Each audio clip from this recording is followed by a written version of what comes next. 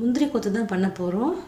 இந்த மழை காலத்துக்கு நல்லா சூடாக அப்போல்லாம் பழைய காலத்தில் செஞ்சு கொடுக்குறது தான் நமக்கு. இப்போ ரொம்ப யாரும் செஞ்சு சாப்பிட்றதில்ல. புதுசாக இந்த டிஷ்ஷஸ் இப்போ செய்வோம். செஞ்சு பாருங்கள். ரொம்ப சிம்பிளான ரெசிபி தான். நான் இந்த கப்பில் 2 கப்பு எடுத்திருக்கேன் பச்சை பயிறு.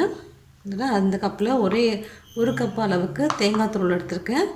பைண்டிங்காக 1 கப் அளவு பச்சரிசி மாவும் 1/4 கப் அளவு மைதா மாவும் மஞ்சள் பொடியும் எடுத்திருக்கேன். நம்ம வெல்லம் வந்து பாகு எடுத்து கரைச்சி வச்சுக்கலாம். இப்போ நம்ம எப்படி செய்யுதுன்னு பார்க்கலாம். ஃபஸ்ட்டு நம்ம பச்சை பயிரை வறுத்துக்கலாம். நல்லா செவக்க வறுக்கணும். அப்போ தான் அது நல்லா டேஸ்ட்டாக இருக்கும். பாருங்கள், நல்லா செவந்துடுச்சு. இந்த ஸ்டேஜில் நம்ம இறக்கிக்கலாம். நல்லா கலர் மாறிச்சு பாருங்கள். நல்லா மணமாகவும் இருக்குது.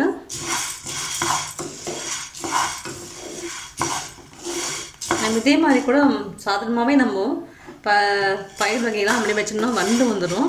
நீங்கள் வறுத்து வச்சிட்டிங்கன்னா உங்களுக்கு 4 படம் நல்லா யூஸ் பண்ணிக்கலாம். வண்டு வராமல் இருக்கும். நீங்கள் வறுத்து கூட வச்சுக்கலாம். நீங்கள் இது உடம்புக்கு நல்லதும் கூட. பச்சை பயிறு நம்ம எடுத்துடலாம்.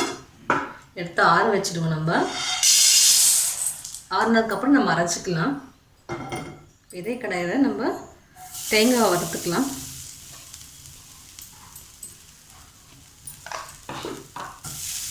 தேங்காவை நல்லா பொன்னிறமாக வறுத்துக்கோங்க.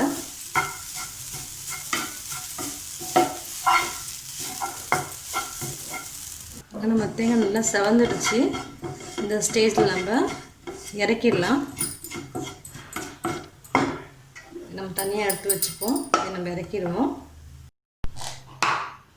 நான் கருப்பட்டி தான் எடுத்துருக்கேன்.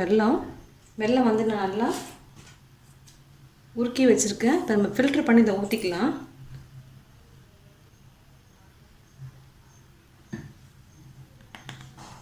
நீங்கள் ஃபில்ட்ரு பண்ணிட்டீங்கன்னா உங்களுக்கு தூசிலாம் உங்களுக்கு வந்துடும்.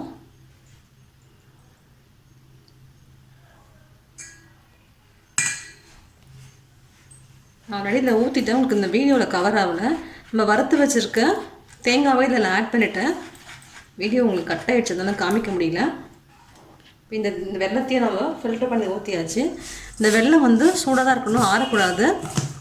சூடாகவே நீங்கள் எடுத்து இதில் போட்டினா தான் உங்களுக்கு கரெக்டாக இருக்கும்.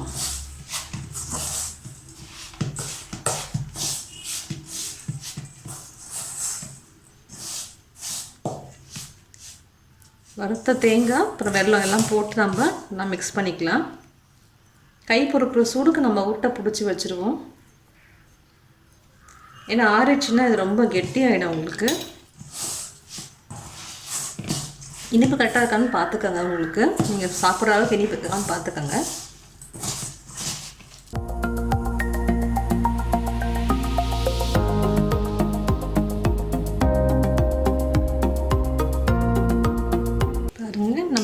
எல்லாம் கலரியாச்சு. இந்த மாதிரி சின்ன சின்ன உருண்டைகளாக பிடிச்சிக்கோங்க. கொஞ்சம் லூஸாகவே பண்ணிக்கோங்க. அப்போ தான் அது ஆறுனோடனே கொஞ்சம் கெட்டியாகிடும் உங்களுக்கு.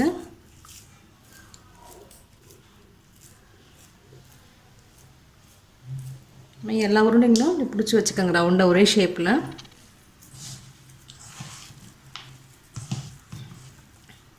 இது நம்ம எல்லாமே வறுத்து பண்ணுறதுனால உங்களுக்கு கெடாது. உங்களுக்கு நீங்கள் ஒரு 1 வீக் கூட வச்சு சாப்பிட்லாம். அது இந்த மாதிரி எல்லாமே ரெடி பண்ணி வச்சுக்கோங்க.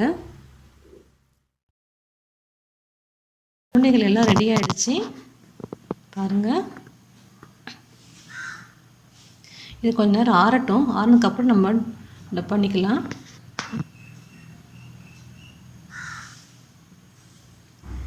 ஒரு கப்பில் பச்சரிசி மாவு நம்ம போட்டுக்கலாம். அதோட நம்ம எடுத்து வச்சுருக்க மைதா மாவையும் ஆட் பண்ணிக்கலாம். கொஞ்சமாக மஞ்சள் பொடியும் போட்டுக்கோங்க. கொஞ்சம் சால்ட்டு போட்டுக்கலாம். தண்ணி கொஞ்சமாக ஊற்றி மிக்ஸ் பண்ணிப்போம். ரொம்ப தண்ணி இல்லாமல் திக்காமல் இல்லாமல் நம்ம முக்கி எடுக்கிற அளவுக்கு அந்த திக்னஸ்க்கு கலக்கி எடுத்துக்காங்க.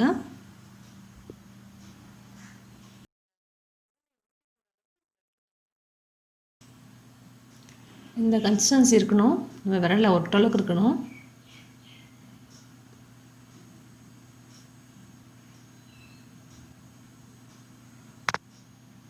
எண்ணெய் காஞ்சதும் அந்த முந்திரி கொத்து 3 எடுத்துக்கோங்க. எடுத்து அதில் நல்லா முக்கிடுங்க.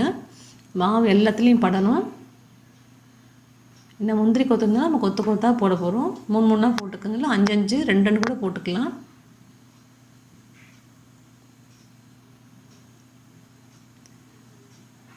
மேலே கொஞ்சம் ஊற்றினா அந்த மாவில் போட்டு பிடிச்சிக்கும். அதில்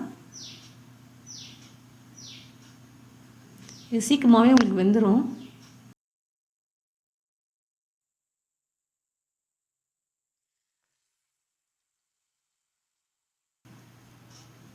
நல்லா வெந்துடுச்சு. நம்ம எடுத்துக்கலாம். இதை